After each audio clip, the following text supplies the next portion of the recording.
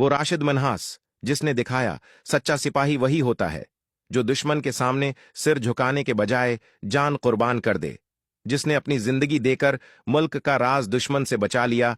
राशिद मनहास 17 फरवरी 1931 को कराची में पैदा हुए। बचपन से ही हवाई जहाजों से मोहब्बत करते थे। वो बाहमत, मुहब्ब वतन और मेहनती नौजवान थे।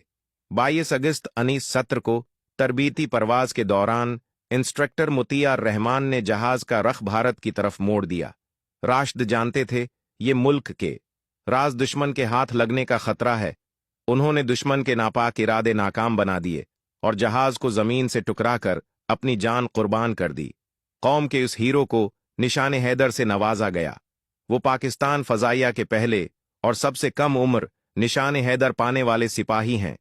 राशिद मिन्हास बहादुरी, कुर्बानी और वफादारी की एक जिंदा मिसाल हैं।